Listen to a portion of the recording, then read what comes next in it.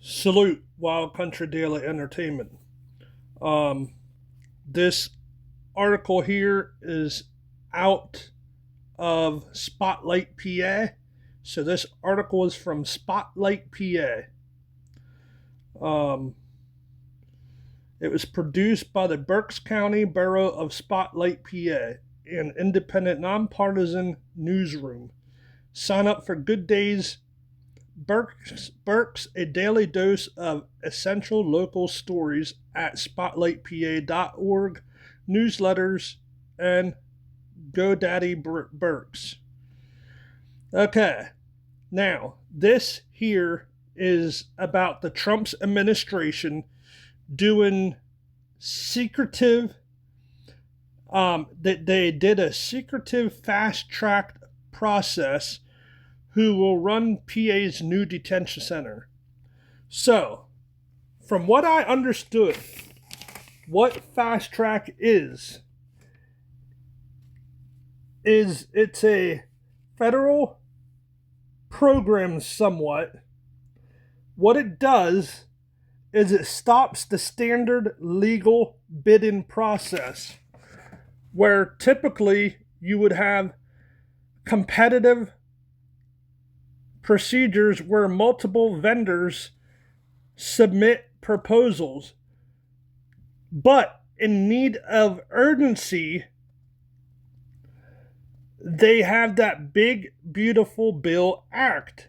And that Big Beautiful Bill Act has a fast tracked process in it to where, like I said, to where locals and state cannot bid on it because of the federal buying up the property. So since it's in urgent need, the federal government is the buyer. State and local governments have limited power to block sale. So since the federal government is the buyer, that leaves the local governments and the locals of that town or whoever wants to buy it, it gives them limited power to block the sale. So that's how secretive they're being with these new detention centers. Pennsylvania residents, stand up. Talk to your mayors. Talk to your county workers. Talk to whoever. Harrisburg, go down to Harrisburg. Try and talk to a senator. Something, because this is why America is collapsing from doing what they're doing. This is why. Now, it says, they go on to say that the Trump administration is using a secretive, fast-tracked process fueled by $45 billion in our tax-paying money to select who will run new immigration detention centers in Pennsylvania and across this country.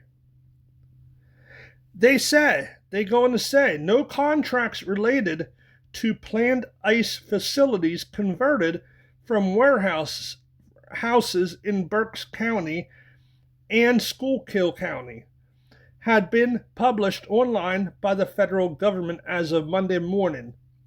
They say, but that doesn't mean the Department of Homeland Security hasn't already made a selection behind closed doors. They say generally the federal procurement, it's called a procurement process, and it's designed to be a full and open competitive process, meaning that everybody knows what the federal contracting opportunities are, and they have an equal opportunity to compete for those contracts.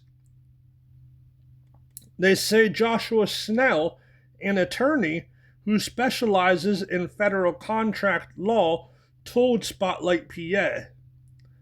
They go on to say, Spotlight, PA says that means in many cases the public would be able to see solicitations, requests for proposals, and other documents that identify an opportunity as well as the criteria officials used to elevate bids for the award.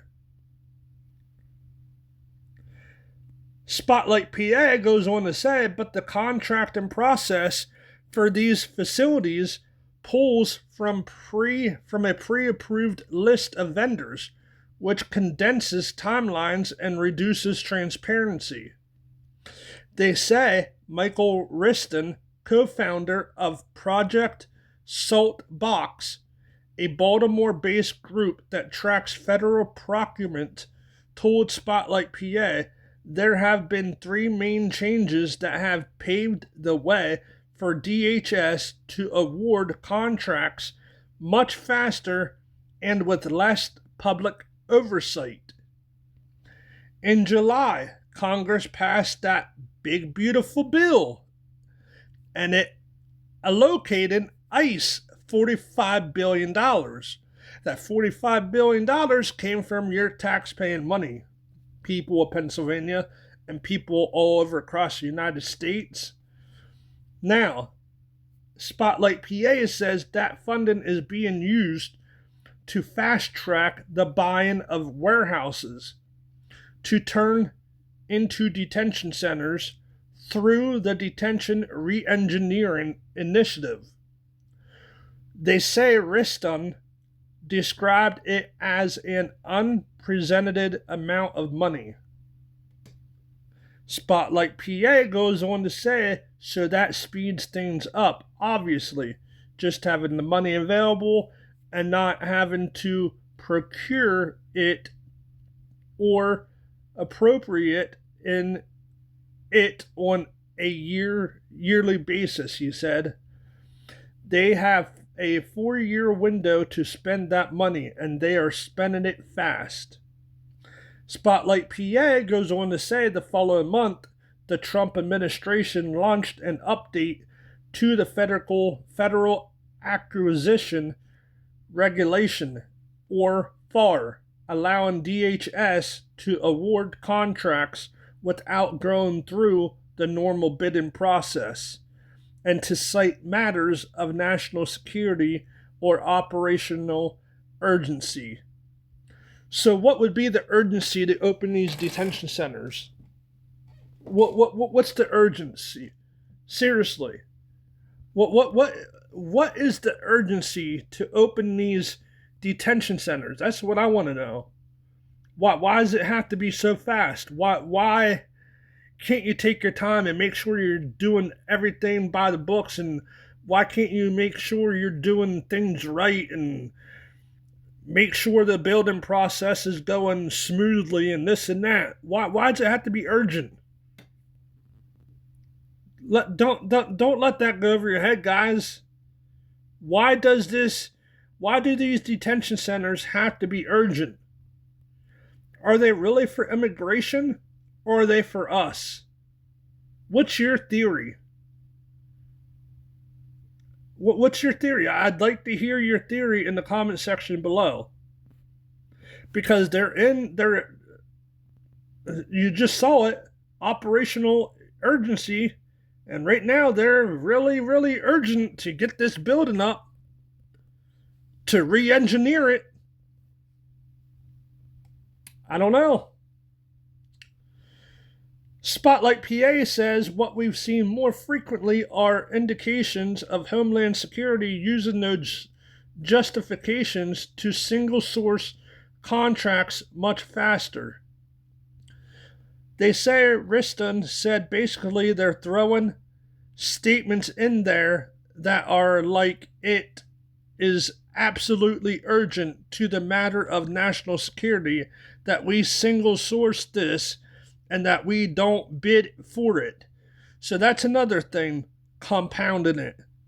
Third, which makes it much more difficult and less transparent, is the use of WEXMAC, Titus, which really concerns me the most right now, he said. The worldwide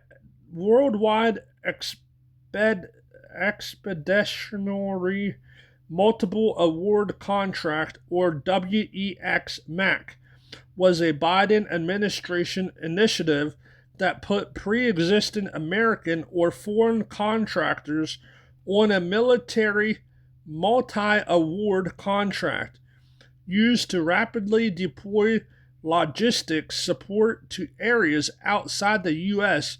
during emergency.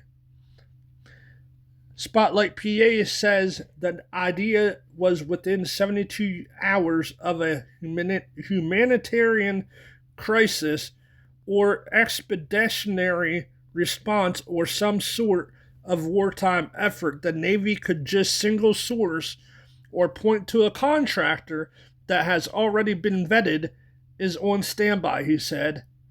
The idea was that these are emergent situations, that these are very fluid, and that to support it best, these contracts have to be able to respond quickly and not go through normal bidding process.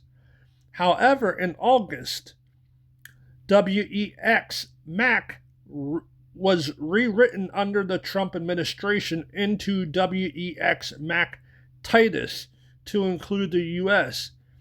Titus stands for Territorial Integrity of the United States. They say it framed the United States as a war zone in effect, Riston said, and basically said that because it is a war zone and because of our ongoing counterterrorism, domestic homeland response operations within the United States, that the military and its federal partners should also have access to the WEX MAC vehicle.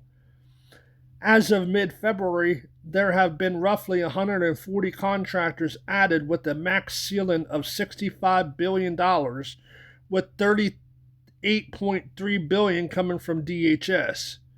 Those contractors include private prison operators, GEO Group, and Core Civic, which already hold major ICE contracts, as well as Gettysburg-based KVG LLC. The latter was recently awarded a $113 million contract by ICE to renovate and run a facility in Maryland. So, let me know what your theories are below in the comment section. Please share this out far and wide. People need to be alerted and know what's going on, because evidently the news is hiding this. Because where is all the Pennsylvanians standing up, including me?